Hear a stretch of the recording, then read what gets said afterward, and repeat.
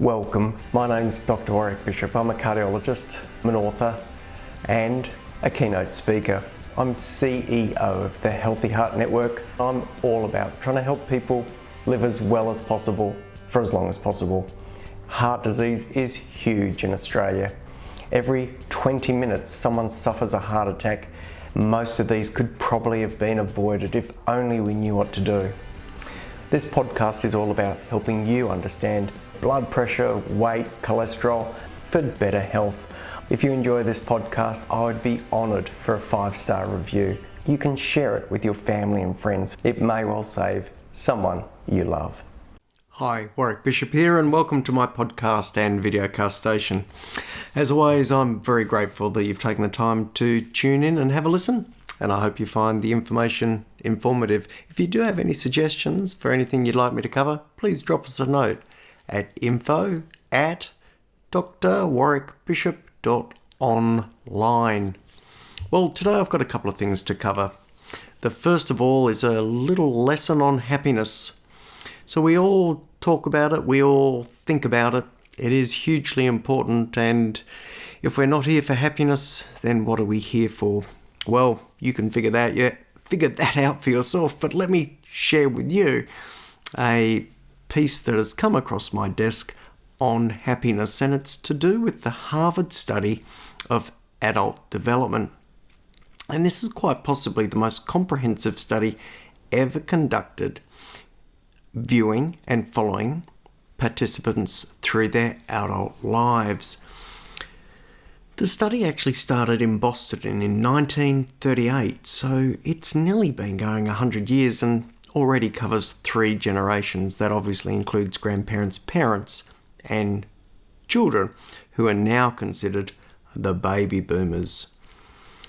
It has analysed more than 2,000 people throughout its 85 odd years of study time, and really provides fantastic information into where our priorities are as we age and grow.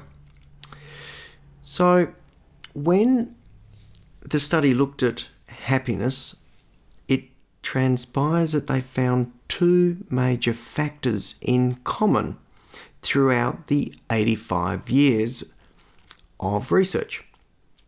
The first factor that where happiness seemed to reside was in individuals who took care of their health.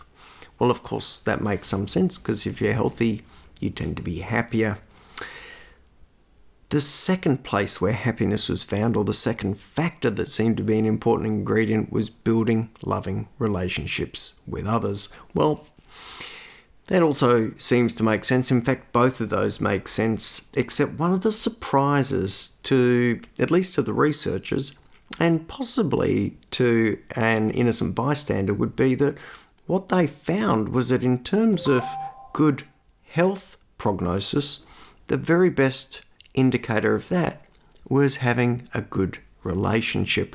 So if we were going to prioritise the 2 important aspects of happiness, the first is building loving relationships with others, and that not only brings happiness but brings a better chance of good health into the future. Well, pretty important stuff, and a great reminder of how important family, loved ones, friends all are. And it's important also to remember that they had the opportunity to compare this sort of emotional connection, these relationships, with professional success as well. And they did look at professional success, which of its own did not guarantee happiness. It gave gratitude, but not necessarily happiness. And that's, I think, really important. It did transpire that some of the happiest people not only valued and fostered relationships, but they also had the education and cultural awareness to maximise those interactions. And further to that, they tended to be, certainly in the higher salary groups, adopting better habits and often having better access to healthcare as well. So obviously having some socioeconomic advantage is important as well. It turns out that loneliness is a problem. If we don't have someone to vent with, we can be in a lot of trouble.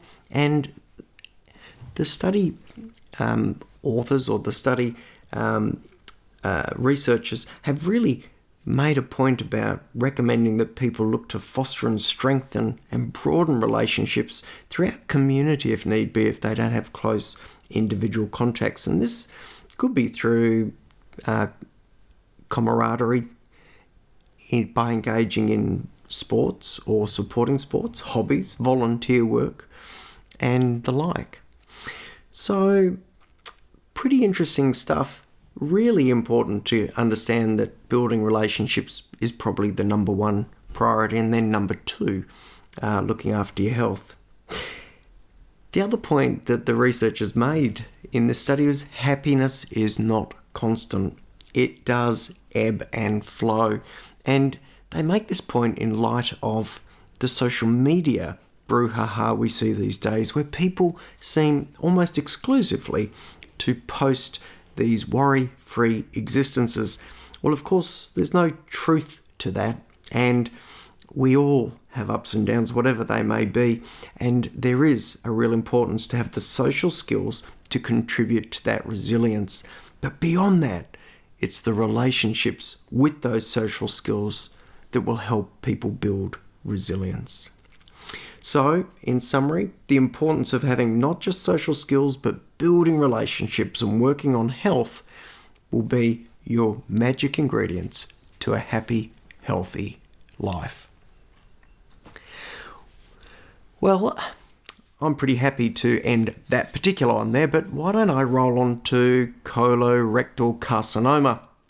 Because an interesting paper came across my desk regarding colorectal carcinoma, and you may or may not be aware, there's an enormous amount of research in the space of looking for blood-based biomarkers to identify colorectal cancer early. Well, why would we want to do that? Well, imagine how easy it would be if you could go along and get a blood test, say every year, and be sure you've got either colorectal carcinoma excluded or an indication it's present, and not have to go through an invasive colonoscopy, which not only carries some risks, costs a fair bit of money, but is inconvenient and just not super palatable.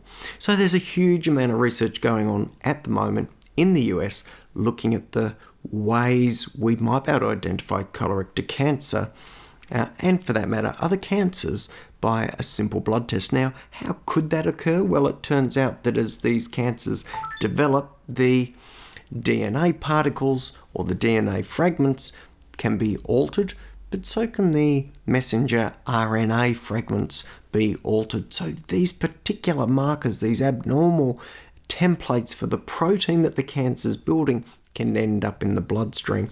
And we're looking to find these particular markers, these particular indicators that there may be cancer there, by taking a blood test, multiplying up those abnormal findings, those abnormal markers, and defining whether there's a problem there or not. So we're not at the stage where blood testing for colorectal cancer, or other cancers for that matter, is broadly used. There are some proprietary private tests available in the US, not recommended in Australia at this stage. I'm not sure if you can even access them, to be honest. I think it might be very hard to access from Australia. However, watch this space, because there are going to be many fragments of abnormal cells that do end up in the bloodstream, and those fragments will end up being key to the very things that we target to identify whether there's a problem within the body or not. And I'm pretty sure it will go beyond colorectal carcinoma. It will go to multiple different types of cancer. Let's watch that space as it progresses. For now, though, I'm going to wrap up. I feel pretty happy. The relationships are good. and my health is pretty good. So what more can I need? I'm going to wish you the very best. Again, thank you so much for listening. I would love it if you could share this podcast with family or friends. Could be a great way to build a relationship. Invite them to subscribe. I keep dropping in and out of the top 100 podcasts in Australia. So if we had a few more people subscribing, I'd drop into the top 100 and I'd be very grateful and pleased. Till next time, please live as well as possible for as long as possible. Take care and bye for now. Hi, ever wondered what your risk of heart attack is? You should. It's the single biggest killer in the Western world.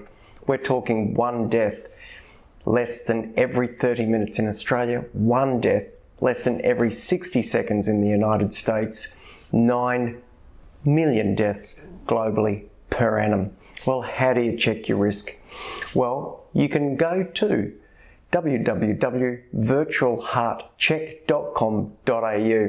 You'll find out about your risk and what can be done beyond that to be even more precise.